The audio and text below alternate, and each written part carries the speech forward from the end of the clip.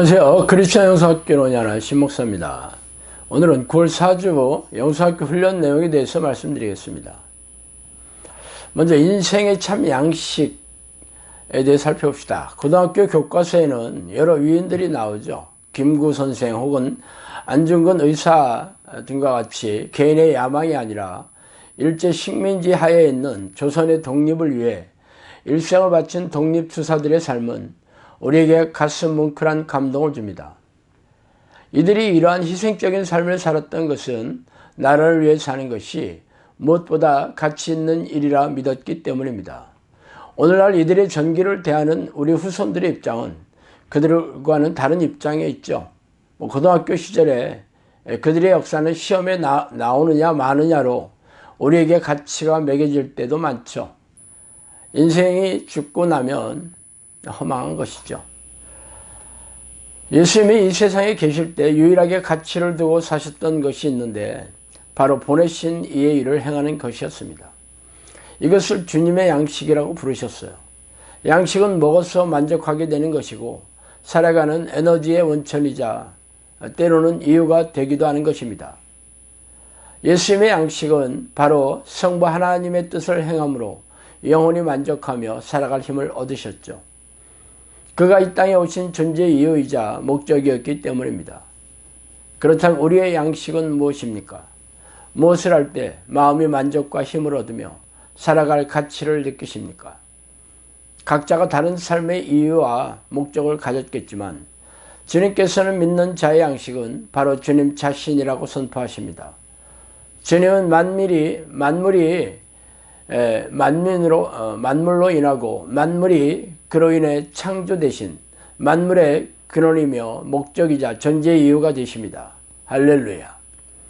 주님께서는 나의 살과 피를 먹고 마시는 자만이 영생을 얻게 될 것이라고 말씀하셨죠. 주님의 살이란 주님의 말씀이시고 주님의 뜻이기도 합니다. 주님의 피란 죄와 싸워 이기고 죄를 씻어 영원히 살아갈 원동력이 되는 것이죠. 이러한 삶은 주님이 내 안에 오셔서 말씀이 내 안에 새겨지고 주님의 보혈의 능력이 가슴에 새겨져야 우리에게 가능해집니다.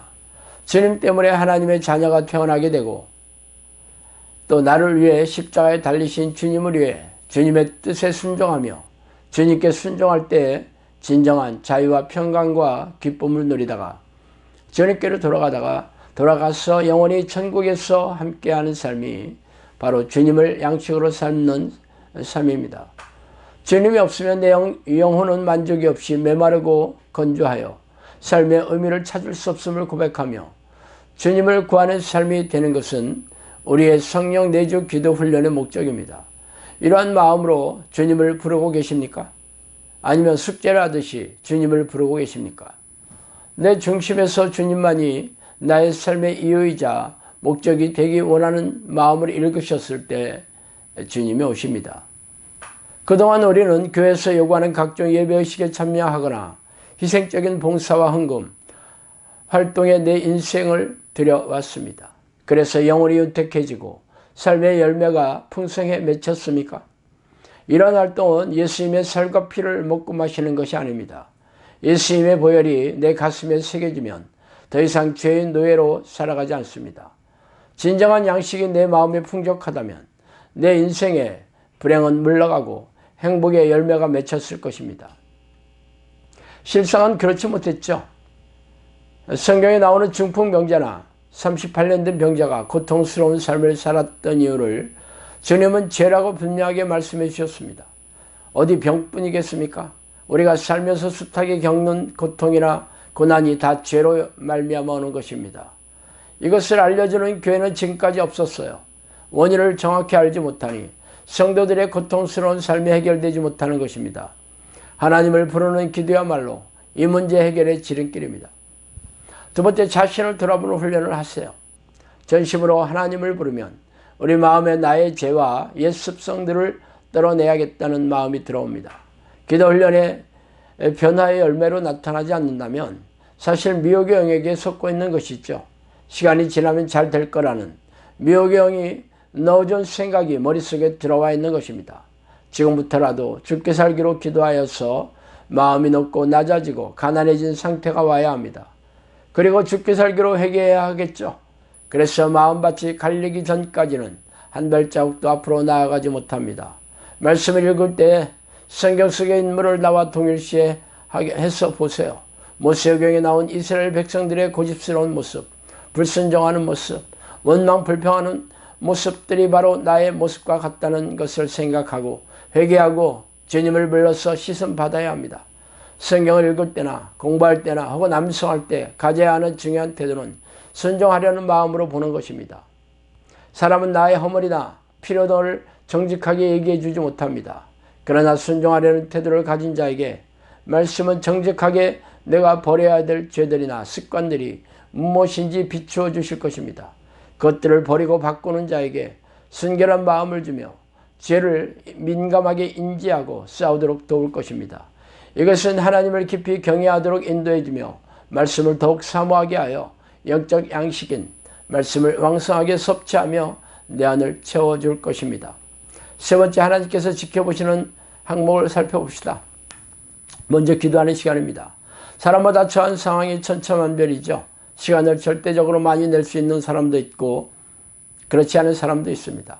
시간을 내고 안 내고는 나의 선택이죠. 돈을 많이 벌기 위해서 시간을 많이 투자해야 하는 직장을 선택하는 것도 나의 선택입니다. 자영업을 하든 직장에 다니든 학생이든지 주부이든지 상관없이 얼마나 기도하기 위하여 시간을 확보하려고 하는지를 보고 계시죠. 가지치기를 얼마나 철저히 하는지가 중요하겠죠. 그러나 기도하는 시간을 많이 할 수 있는 라이프 스타일을 가져야 합니다. 두 번째, 기도에 얼마나 집중하는가를 보고 계십니다. 기도하는 시간이 많다고 집중을 잘하는 것은 아닙니다. 방해받지 않은 장소에 들어가서 집중적으로 기도하는 시간을 자주 내는 것이 중요하죠. 느슨한 시간에 기도하려고 했을지 안 그러면 기도 시간이 나도 집중적으로 기도하지 못합니다. 저는 3번 이상 집중적으로 기도하는 시간을 가지고 있어요. 아침에 2시간, 낮에도 한두 시간, 밤에도 한 2시간 정도를 집중적으로 기도합니다. 어디를 가서 볼일을 봐야 할 때에는 계속 하나님을 부르려고 애쓰고 있죠. 세 번째, 죄와 싸우기입니다. 하나님께서 가장 싫어하는 죄는 기도하기를 싫은 것이에요. 그러므로 악한 영들이 가장 많이 공격하는 바로 이 공격이 바로 기도를 못하게 하는 것입니다. 기도할 시간이 되어도 기도할 마음이 없으면 기도를 못하죠. 기도를 잊어먹게 하든지 부정적인 생각이 들게 하셔서 기도하기 싫게 만듭니다. 잘 싸우는 사람은 분위기만 이상해도 눈치를 채고 선제 공격을 하지만 잘못 싸우는 사람은 얻어터지고 나서야 비로소 공격임을 인지합니다. 귀신들이 넣어주는 공격은 잘 떠나지 않아요. 인지를 잘못하던 사람도 몇 번 넘어지면 잘 알게 됩니다. 귀신의 공격을 잘 아는 것과 잘 싸우는 것은 다릅니다. 귀신에 대해 잘 알게 되었다 하더라도 싸우는 것은 여전히 어렵고 힘이 들죠. 귀신들은 우리의 아킬레스건을 잘 읽고 집중적으로 공격하기 때문입니다. 몰라서 못 싸우는 것이 아니라 이 길에 영적 힘이 부족해서 당하는 것이에요. 날마다 싸우는 사람이 내공이 있는 베테랑이 됩니다. 저는 밤새 취약한 틈을 타서 머리에 붙어 있을 것을 예상하고 아침에 깨자마자 예수피로 치기 시작합니다. 아침에 일어나자마자 선제 공격은 하루의 승패를 좌우하기 때문입니다. 예수피로 치는 기도를 20분, 또 회개 기도를 20분, 하나님을 부르는 기도를 20분 정도 하고 그리고 나서 중보 기도를 1시간 정도 합니다. 왠지 찝찝한 마음이 들어왔다면 즉시 싸우고 허용해서는 안 됩니다. 이유 없이 기분이 나쁘다면 공격이 시작된 것이기 때문에 머릿속에서 빨리 지워버려야 하겠죠. 이미 얻어터지고 나서 예수피로 치는 것은 힘들고 효과도 적습니다. 한번 죄를 허용하면 빠른 시간 내에 증폭이 되어 생각을 컨트롤하기 어렵습니다. 그래도 안 싸우면 떠내려가서 타격이 크기 때문에 현상 유지라도 하려면 힘들어도 싸워야 합니다. 저런 사람을 통해 공격이 들어오죠. 가정이나 직장에서 늘 싸움을 걸어오는 사람이 있다면 싸움을 걸기 전에 선제 공격을 해서 무력화시킵니다. 그렇지 않다면 그 뒤에 있는 귀신을 잘 보지 못하고 사람만 보게 되므로 싸우기 어렵죠. 싸우기 위한 팁을 잘 기억하고 실전에 잘 적용하세요. 운동선수들에게는 실전의 날이 따로 있어요. 올림픽 경기나 월드컵이 그 실전의 날이겠죠. 그래서 그날을 위해 평소에 훈련을 합니다. 우리에게 실전은 언제일까요? 바로 하나님을 부르는 순간부터 실전입니다. 죄와 싸우는 연습이 있나요? 없어요. 처음부터 실전임을 기억하고 이기기 위해 싸우고 넘어졌을 때 즉시 회개하지 않으면 끝장이라는 생각으로 회개하시고 죄와 싸우시기 바랍니다. 네 번째, 육신을 생각을 꺾는 훈련을 하세요. 기도를 위해 가지치기와 죄와 싸워 이기는 훈련과 더불어 우리가 집중적으로 해야 하는 훈련은 자기 부인입니다. 묘경에 형성된 나를 꺾는 훈련이죠. 출애굽 때 놀라운 기적을 통해 하나님을 체험했던 이스라엘 백성들은 광야에서 자신을 꺾는 훈련에 실패했기에 가나안 땅에 들어가지 못했습니다. 내 뜻대로 하기 원하는 나를 꺾는 훈련은 시간이 흐른다고 잘 되는 것이 아닙니다. 40년의 훈련 기간에도 이스라엘 백성은 원망과 불평하는 자아가 바뀌지 않았기에 하나님께 사용될 수 없었죠. 바울은 자신 안에 하나님께 순종하지 못하게 하고 하나님과 원수되게 하는 육신의 생각을 발견하고 날마다 죽는 것을 훈련하였습니다. 쉬지 않는 기도를 하면서 하나님께 죄인인 나를 제단에 올려놓고 어떤 자아를 꺾어야 할지를 보여주시도록 묻고 찾으세요.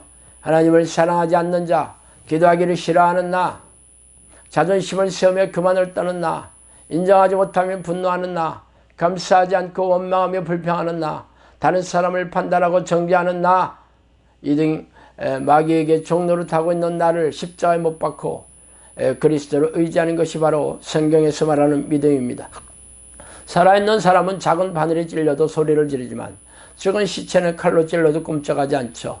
작은 거스름도 참지 못하고 하루 종일 부정적인 생각을 맴도는 나를 예수 피로 쳐서 그리스도께 복종시키십시오. 자, 오늘은 여기까지 하겠습니다. 감사합니다.